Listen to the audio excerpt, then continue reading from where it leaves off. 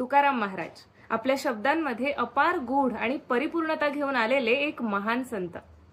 त्यांच्या अभंगांमध्ये आपल्याला जीवनाचं सार सापडतं। भक्ती, प्रेम, साधेपणा आणि खऱ्या अर्थाने माणूस म्हणून जगण्याचं मार्गदर्शन आपल्याला त्यात सापडतं।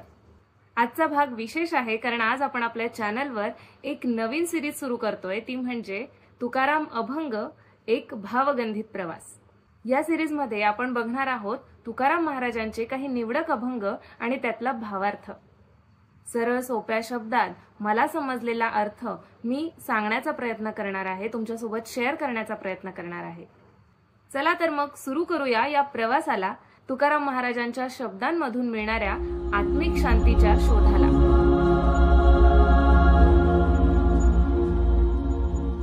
संत तुकाराम महाराजांचे अनेक अभंग आहेत। त्यातील बहुतांश लोकांना माहीत असलेला आणि सर्वांच्या आवडीचा असलेला अभंग म्हणजे हाच सुंदर ते ध्यान। अर्थातच माझाही सर्वात फेवरेट अभंग आहे हा अभंग तुकाराम महाराजांच्या भक्तिपूर्ण अनुभूतीचा परमोच्च टप्पा आहे। भक्ताच्या मनात विठ्ठलाचं जे ध्यान बिंबलेलं असतं त्याचं हे सजीव आणि भावमय रेखाटन आहे। तुकाराम महाराजांच्या शब्दातून विठ्ठल इतक्या प्रभावीपणे उभा राहतो की तो प्रत्यक्ष अनुभवावा असं वाटतं। हा अभंग फक्त वर्णन नाहीये, तर भक्ताच्या अंतःकरणातून उमटलेली शुद्ध आणि अखंड प्रीतीची साक्ष आहे। चला तर मग या अभंगाचा भावार्थ आपण व्यवस्थित समजून घेऊया, प्रत्येक ओळीचा अर्थ बघूया। सुंदर ते ध्यान उभे विटेवरी, करकटावरी ठेवून या, तुळशी हार गळा कासे पितांबर, आवडे निरंतर हेची ध्यान। मकर कुंडले तळपती श्रवणी, कंठी कौस्तुभमणी विराजित, तुका म्हणे माझे हेची सर्व सुख, पाहिन श्रीमुख आवडीने। राजस सुकुमार मदनाचा पुतळा, रवी शशी कळा लोपलिया, कस्तुरी मळवट चंदनाचे उटी, रुळे माळ कंठी वैजयंती। मुकुट कुंडले श्रीमुख शोभले, सुखाचं ओतले सकळही, कासे सोन कळा पांघरे पाटोळा, घन निळ सावळा बाईयांनो, सकळही तुम्ही भागे एकीसवा, तुका म्हणे जीवा धीर नाही।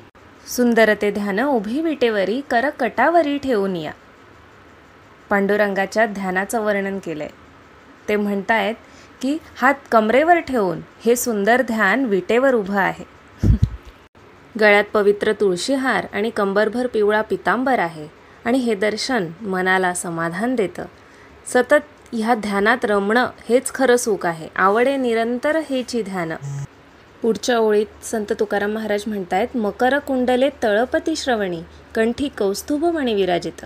कानात माशाच्या आकाराची कुंडलं चमकतायत आणि गळ्यात कौस्तुभमणी तेजस्वीपणे झळकतोय। तुका म्हणे माझे हेची सर्व सुख, पाहिन श्रीमुख आवडीने। किती सुंदर ओळ आहे, किती गोडवा आहे त्या ओळीत।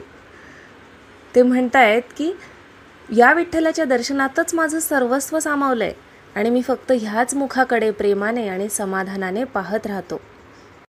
राजस सुकुमार मदनाचा पुतळा, रवी शशी कळा लोपलिया। हा विठोबा म्हणजे केवळ मदनमूर्तीच आहे, जणू सूर्य आणि चंद्राचं तेज त्याच्यात लोपलंय। सौंदर्याचं मूर्त असं स्वरूप आहे। कस्तुरी मळवट चंदनाचे ओटी, रुळे माळ कंठी वैजयंती। त्याच्या कपाळावर सुगंधी कस्तुरीचा मळवट आहे, अंगावर चंदन ओटी आणि गळ्यात वैजयंती माळ शोभत आहे।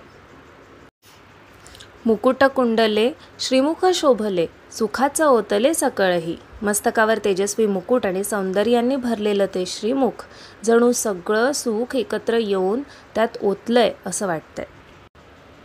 कासे सोन कळा पांघरे पाटोळा, घन निळ सावळा बाईयांनो। पिवळसर सोन्यासारखा पितांबर, अंगावर पाटोळा आणि ती सावळी मोहक मूर्ती, अशा विठोबाशिवाय मला दुसरं काहीही दिसत नाही। सकलही तुम्ही भागे एकी सवा, तुका म्हणे जीवा धीर नाही। तुकाराम महाराज म्हणताय की हा विठ्ठल पाहून माझा जीव वेडा झालाय, आता कुणीही मध्ये येऊ नका कारण माझं मन हरपलंय।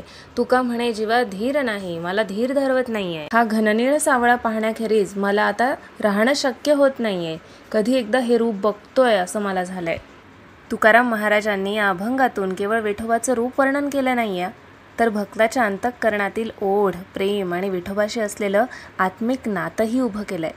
सुंदर ते ध्यान म्हणजे भक्तीचा कळस आहे, जिथे दर्शनातच परमानंद आहे आणि त्या ध्यानाशिवाय इतर काहीच नकोसं वाटतं.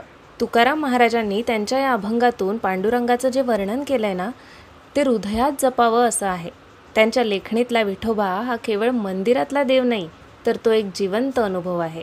तर अशा प्रकारे आज आपण बघितले तुकाराम महाराजांचे काही अभंग आणि त्यामागचा भावार्थ. अशाच आणखीन अभंगांसह आपण भेटणार आहोत पुढच्या भागात, पुढच्या व्हिडिओत. तुकाराम महाराजांच्या शब्दातील अनमोल अशा विचारांना समजून घेण्यासाठी, जाणून घेण्यासाठी भक्तिरसाने भरलेला हा जो प्रवास आहे तो असाच सुरू राहणार आहे. पण त्यासाठी तुम्हा सर्वांचं प्रेम लाभू द्या, भरभरून प्रतिसाद लाभू द्या. आजच्या काळात काही संस्कार हरवत चाललेत. आपल्याला महान अशा संतांचा वारसा लाभलाय. ही परंपरा कायम जपली जावी आणि ती पुढे नेली जावी असं मला मनापासून वाटतं.